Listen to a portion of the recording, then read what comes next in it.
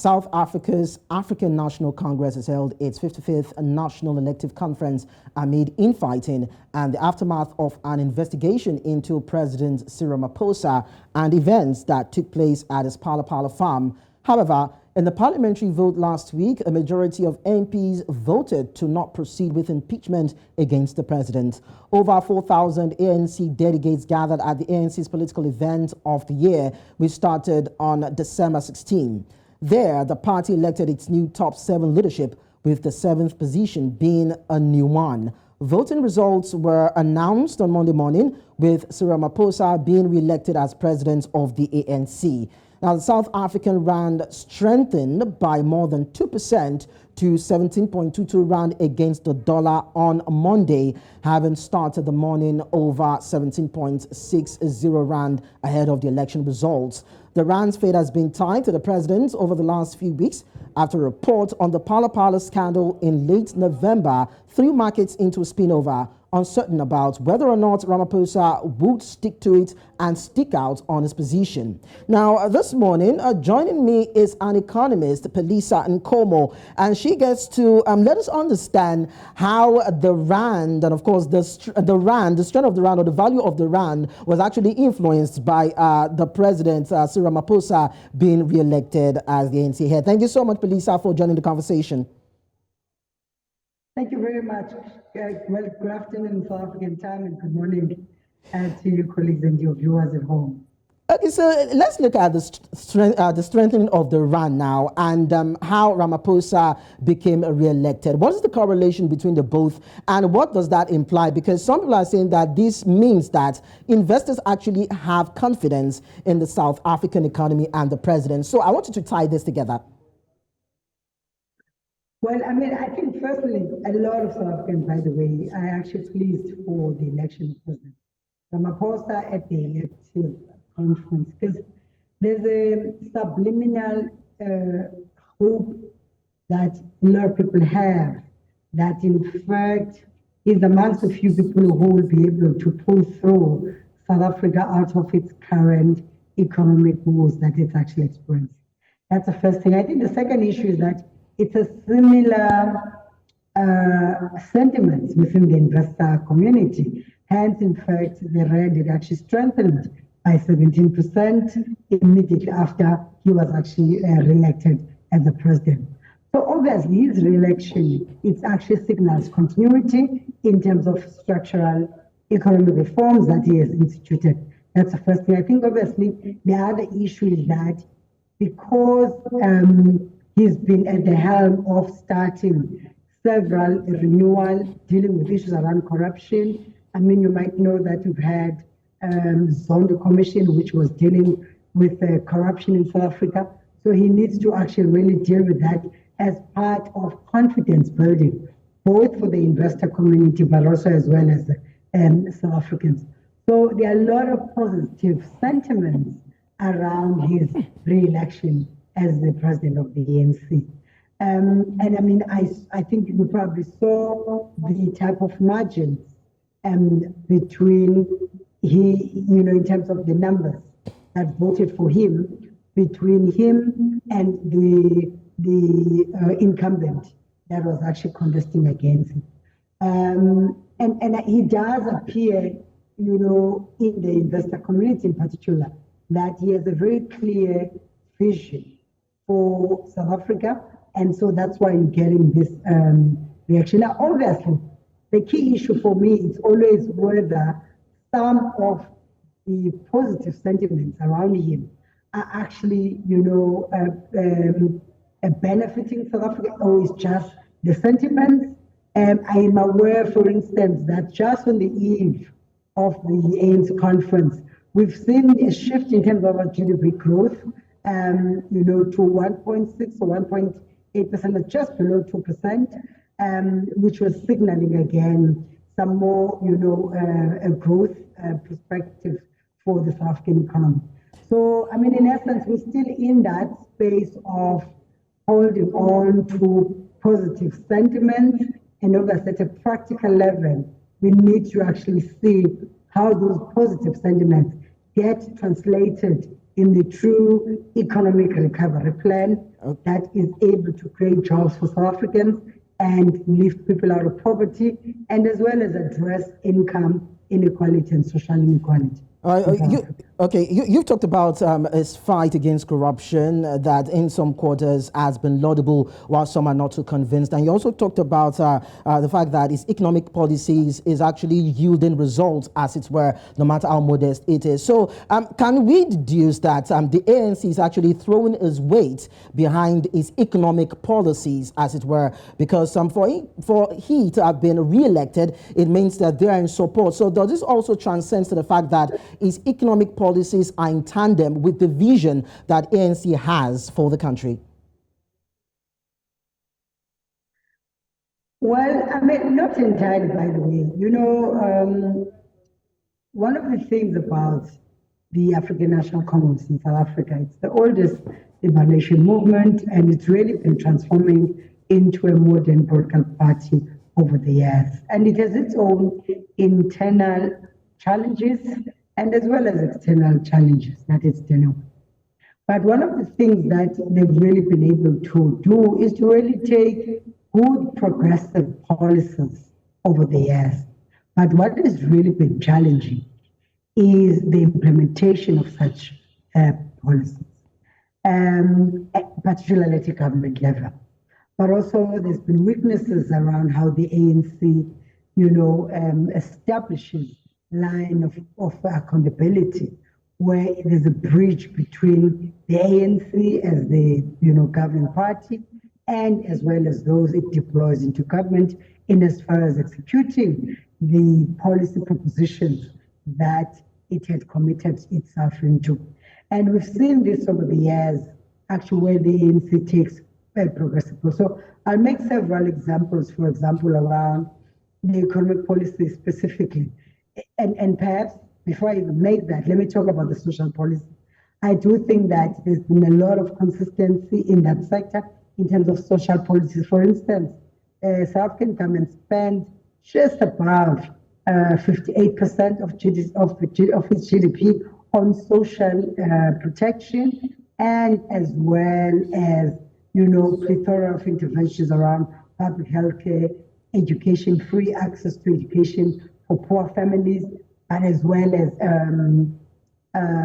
housing.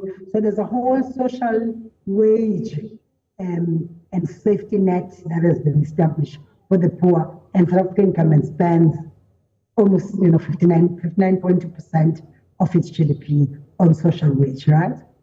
Now, and then if you look at the policy proposition in terms of the economy, you see very little of that actually being implemented. And amongst the key issues has to do with this accountability that I'm referring to, but also the other one also has to do, with the fact that there's a lack of consensus on some of the policy interventions that have been undertaken, that have been committed to from a policy perspective. For instance, there's been a commitment by the ANC, for instance, to actually establish a dual mandate for Central Bank of South Africa, which the dual mandate will include both the price stability, but as well as unemployment. And Central Bank has really been dragging its foot around that, but it's not Central Bank, but it must be a Minister of Finance who oversees that. I mean, the other one is support for small, medium enterprises.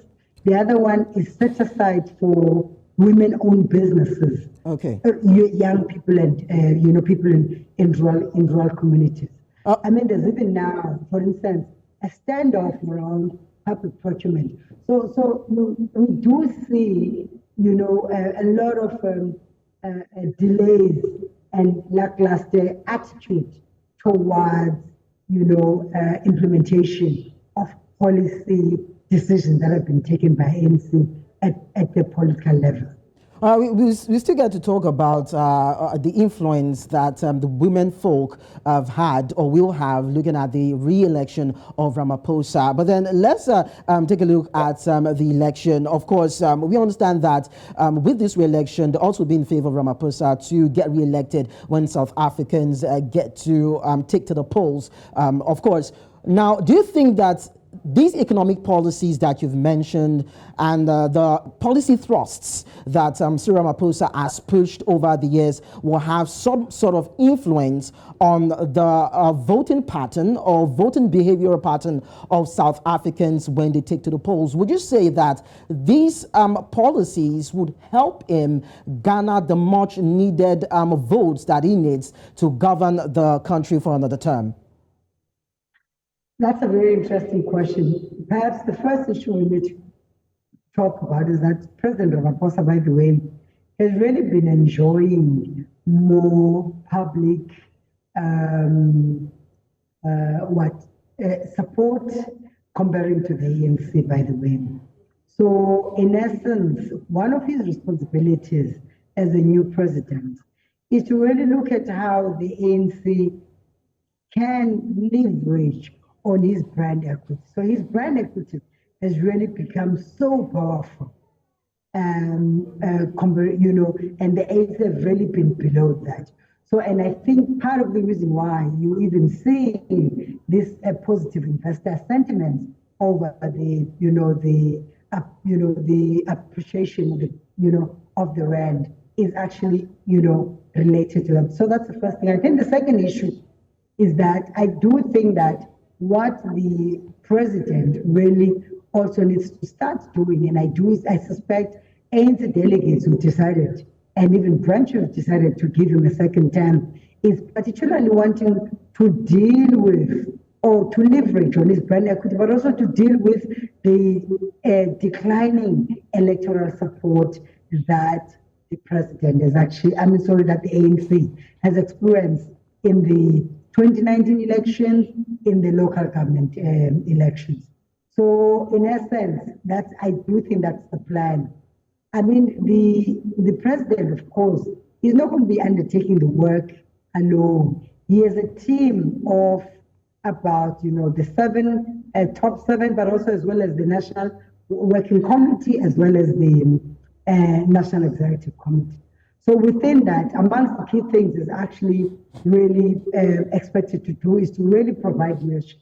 In fact, the several commentators, including some of the ANC National Executive Committee members, have really been saying that this second term is actually an opportunity for him to take decisive action, but also to be quite robust in as far as pushing for action-orientated thinking and solution-oriented thinking, both in terms of the cabinet decision-making, but as well as making sure that the commitments he would have made in the State of the Nation address that actually get implemented. Because the issue, the big outcry among South Africans is the fact that while government has done so much, but they actually don't feel a sense of both financial security, they are struggling with food insecurity, but the condition of living actually have not entirely improved. So they are actually caught in the scourge of poverty and inequality. So President Ramaphosa is caught into that chessboard of making sure that he pays attention on the daily grinding of running government, okay, but also at the same time he sends a very clear message about his vision and where he wants this country to be. Okay. And then the biggest criticism that he has received over the years, both from business as well as civil society organizations, is that he's really been prioritizing, party political dynamics at the expense of South Africa, and he has actually delayed decisions where he has decisions that he is meant to have taken. And so in essence, one of the then challenges is that people then stay away from the polls because they really don't feel that he's the implementer and that he is pushing government departments to Phelisa, execute government policies. Okay, Phelisa, before I let you go now on an interesting note, now this is the first time that in the history of ANC that 3 women will be elected into the party's top 7 positions, taking the ANC's female representation to about 42% from 16%. So is this worth celebrating, and will this have any economic impact on the policies and measures that the ANC-led Ramaphosa will be seeking to strengthen and consolidate, even as he hopes to take over, hopes to continue in the reins of power? Mm-hmm. Well, I mean, I think the women of South Africa should really celebrate. ANC is more than 108 years old organization. We've always had one woman who sits particularly with the top 6, and now we have 3 women. Not only 3 women, by the way, intergenerational women, but it's women who have risen through the ranks of both, student movement, ANC Youth League, which is youth politics, and as well as ANC. And one of the things, while we celebrate that, and we're quite excited about it, and the reason we have to be excited is that the ANC, because it's quite dominant in the public discourse or political discourse of South Africa, most of what we get to see in South Africa, ANC is so influential. So it's kind of like part of the cosmos, crisis or challenges that South Africa is confronted with. So it kind of like sets the standard in a number of things. So when you see women rising into position of power, in fact, it's an affirmation for women, broadly for South Africa, but also it's an affirmation for women in several sectors. I think that's the first. But also, what this does is also means that it actually elevates the question of women's leadership in public discourse.